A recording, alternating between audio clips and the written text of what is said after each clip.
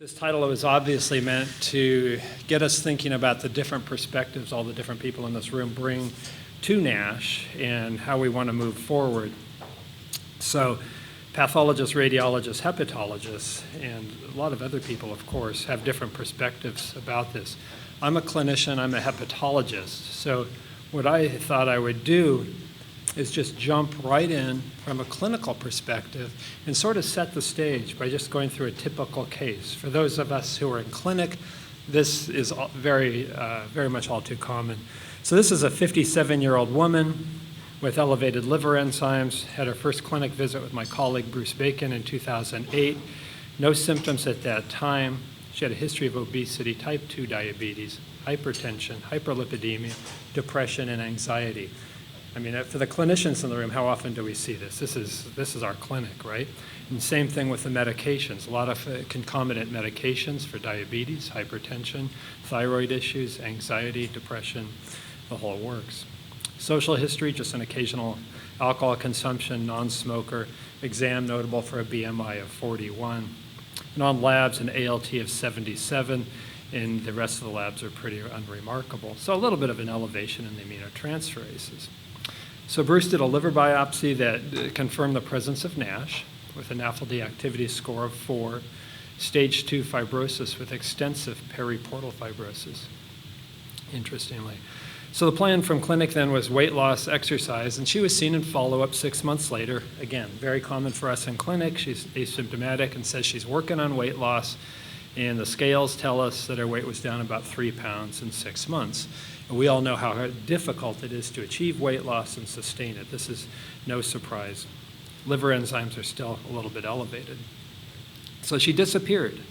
And we see this very commonly too. Patients get frustrated. You know, we give them the lifestyle modification recommendations, and it's difficult to follow, and they get embarrassed to come back or don't want to come back, and we don't see them. So I met her when she was admitted to the hospital with increased abdominal girth, shortness of breath, leg edema. And she had an interim diagnosis of sleep apnea, something that is still very common in our patients.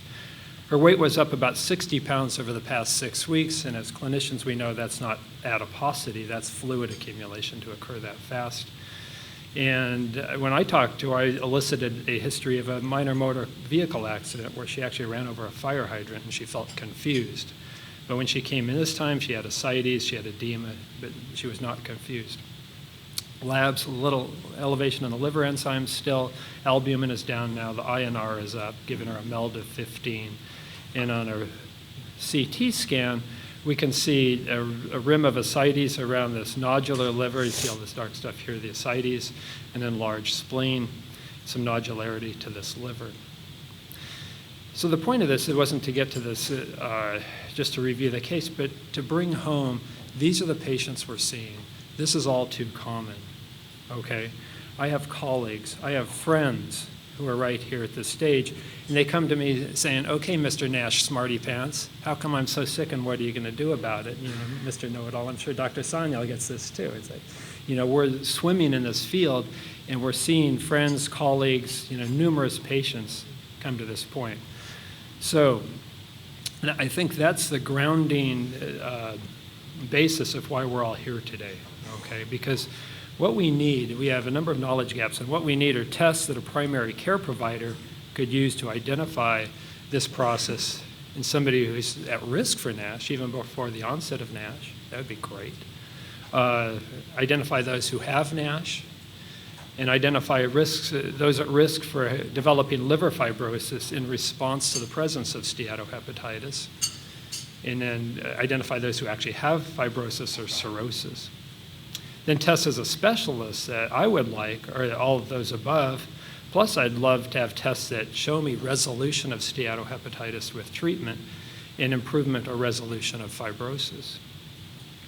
And then for a lot of us in this room, we also need tests that we can use in clinical trials. We need tests that can identify steatohepatitis and fibrosis at screening, so we can screen our patients and identify who should be in clinical trials. And then very importantly, and we're working a lot on this in the liver forum right now, we need good tests that identify changes in the disease activity of steatohepatitis. We need measures of changes in fibrosis as well. So a lot of knowledge gaps, a lot of needs. that we will be discussing over the next 2 days, looking at a lot of data regarding this. But I think there's a couple elephants in the room as we engage in our discussion over the next couple of days. One issue is what I would call the mushy linguistics of NASH. Okay? We have a term sometimes called NAFL, and I have the little Venn diagram here, so everybody outside this, all the white space on the slide is the population, if you will.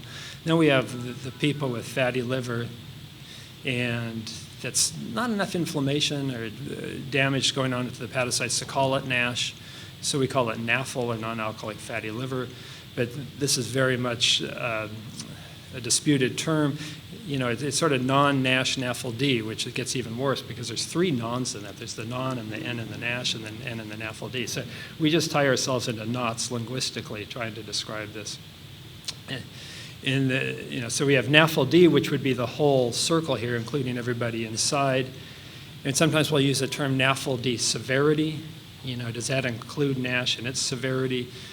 We don't really have that formalized. And of course, NASH, we'll hear from Pierre Badosa in the next talk talking about NASH and how it's defined histologically.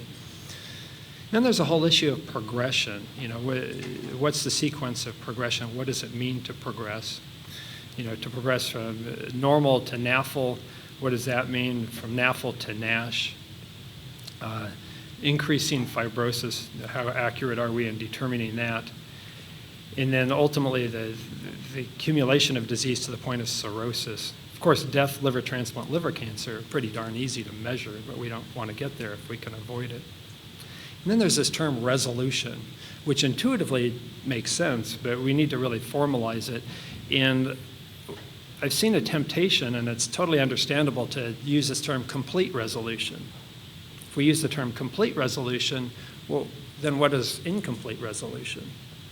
That's what that, you know, it begs that question. So, you know, resolution is resolution, right? It goes away. And then how do we define disease activity? So these are all things we got to wrap our heads around and at least acknowledge that in the field, you know, we're wrestling with all this, and we don't have formalized definitions for a lot of these that are really hard definitions. Then the other big issue in my mind, the other elephant in the room, if you will, is sampling variability with liver biopsies. And we know this is a problem. It was really nicely shown in a pretty small study, but a nice illustrative study by Vlad Radziu, who took 51 patients suspected of having NAFLD and looked at their biopsies. And he did 2 cores from each patient at the same time and had them processed separately and analyzed separately by the pathologist, and used the Brent grading and staging scale. So I call this the therapeutic trial of laying supine for 30 seconds, you know, whatever the time duration is between his taking the 2 cores. So you have the results here. This is a trial result, right? And so you can see the difference in stage, the number improved and number worsened. And of course, you can flip that around. It just depends on the order that the pathologist interpreted the slides. But you can see for the staging of fibrosis, you know, you get some worsened, you get some improved, you know, a good 40% are not the same. Same thing with grading the amount of steatohepatitis. You know, you get some improvement, some worsening, and again, this can be flipped around depending on the order that the slides are interpreted. You know, but the bottom line is you have about 50% that are the same and another 40 to 50% that are not the same. So, you know, as we're looking at all these biomarkers over the next 2 weeks and they're compared to biopsy, we just keep in mind that we have this sampling variability. So, you know, it raises the question of, you know, what would be the area under the receiver operating characteristic curve of a perfect biomarker? If we had a biomarker that was absolutely perfect, just totally nailed it, identified how much steatohepatitis there was, and we're comparing it to biopsy, it's not going to have an ROC of 1 because the biopsy is imperfect. So it might have an ROC of 0.8 or 0.9 and be a perfect test. And I just threw up a curve out of one of Ariel Feldstein's papers looking at CK18 just as an example. So it will always have these curves that don't go right up to the corner. You know, they sort of cut the corner, come across, even with a perfect test.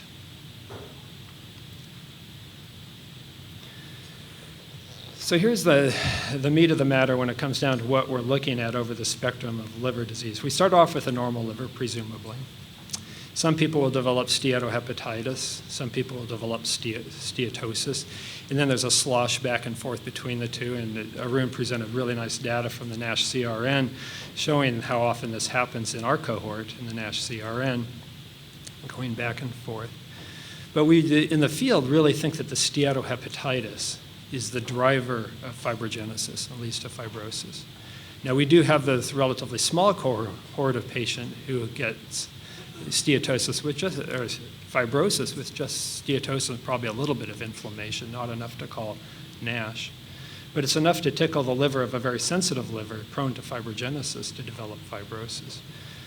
So we have the driver and we have the result, the fibrosis. The driver, the steatohepatitis, the results, the fibrosis. And with continued push of this, we go on to cirrhosis, death, transplant. So those are our hard outcomes in terms of regulatory pathways. You know, it would be great if we could measure this in clinical trials, but as we all know, you know, we can't wait 10 or 20 years in our trials to have endpoints to approve drugs, or we would never approve anything for this disease that's killing so many people. So we have to look at other points. So that's why we're here today, to talk about biomarkers. We have biomarkers of steatohepatitis. The ALT we like to beat up on, but it's still pretty darn good, actually. We've developed a number of clinical algorithms, and I don't know how many papers are written with all these different formulas, and they have various strengths and weaknesses. And we'll hear at this meeting now about more lipidomics and proteomics, looking at what's in the blood that really tells us about what's going on in the liver, including circulating microRNAs and exosomes and all kinds of stuff. And we'll hear about MR. You know, ultimately, it would be great to get to the point of understanding the genomic risk factors, although I don't know what I would do with that. If I had a blood test that said I'm at risk for NASH, would I really just avoid that cheese Whopper all the time? Or I would never drink a Coke? I don't know. Maybe we would use that information that way. It would be interesting. So that's biomarkers of steatohepatitis. We have biomarkers of fibrosis. We have a lot of clinical algorithms again. We have various modes of detecting fibrosis by elastography that we'll hear about, proteomics and other serum markers. And I think this will be really important for genomic risk, because if we identify genetically who's at risk for developing fibrosis with this constant pressure to do so, then I think, you know, we can target therapies to those people. And then we have the markers for cirrhosis, biopsy, of course, and portal pressure gradient, imaging contour. We can pick up cirrhosis if we have a nodular liver, elastography, breath tests, quantitative function testing. We'll hear more about that here. And of course, clinically, as clinicians, we can pick up cirrhosis just by its complications. Now, at the ASLD Emerging Trends Conference a couple months ago here in Washington, there was a rather animated discussion about the importance of picking up fibrosis versus steatohepatitis. And I heard some people really strongly advocate that what we really just need is fibrosis tests. We really don't need tests for steatohepatitis. But to me, you know, if the driver of the fibrosis is the steatohepatitis, it would be very valuable to have both. Of course, we really need to understand if somebody has a lot of steatohepatitis, but they're not prone to fibrosis, then they may not be needing therapeutic intervention. So we need both. We need to understand how they interact. One way to think about how they might interact, and this is all hypothetical and I made this all up, but is to think of the net outcome as being the result of the product of the steatohepatitis activity and the fibrosis tendency. I think Pierre and his group have sort of gotten at this, you know, coming at the same idea, the SAF score. But if we think about this as being a driver, the steatohepatitis activity and the fibrosis tendency gives you the risk of cirrhosis. Of course, we're not there yet in understanding this, but if you think about this, if both are low, then there's really a low risk of cirrhosis. If one is high and one is low, then there's probably a moderate risk of developing cirrhosis and hard outcomes. And of course, if both are high, it really increases our risk. And those are the people who are probably definitely going on to cirrhosis. So then my conclusion from this is we need to assess the likelihood of both of these in terms of hard outcomes. with a caveat, with the current tests, we assess only the presence of fibrosis. We're really not good at looking at the proclivity or the tendency to develop fibrosis. So let's bring us back to reality from that hypothetical. And what do we do now, and how are we using the current way of thinking about it in terms of biomarker development? Right now we're grading disease activity and we're staging fibrosis. And this was sort of put in print by Beth Brunt back in 1999 when she looked at what was being done with hepatitis C, the same idea, grading and staging, and pulled together a bunch of cases and did the same thing. So shown here is a scale of NAFLD severity, or however we want to term that, as a continuous, basically a normal liver, no steatosis. Steatosis only, or you start to pick up some inflammation, and then you get NASH. You don't see fibrosis on here. But I show this on a continuous scale without definite markers between. The reality is right now, these are discrete variables, and what we'd love to do is get to a continuous variable. And looking back through my old talks on this, I realized that one of my daughters, when she was just 15 years old, you can tell my kids are really immersed in the field of NASH growing up in my house. She was a violinist, and she put this on a musical scale. She said, it's like a scale, and certainly with a violin, it's not like a piano where you have discrete notes. A violin, it's continuous. And she put this together with normal, NAFL, NAFL D flat, NAFL D sharp, all the way up to NASH, and of course, progressing on from there, and everything in between. So the point is we have a continuous scale there. So where does fibrosis fit in? And I put it on a completely different scale. I put this on the vertical scale here, from none all the way up to death, transplant, decompensated cirrhosis before that, and then they're compensated, in the stages in between. And we'll hear more about that from Pierre, I'm sure. So by completely separating this on a Cartesian plot, it enables to think about a given biopsy and changes in biopsy. So I put a biopsy on here, just a random biopsy. Somebody has NASH, so they're over here. They have some fibrosis, maybe stage 2. And what happens with a perfect therapy is that, subsequent biopsy ideally would be down here. Nothing going on in terms of NAFLD, no fibrosis. That would be great.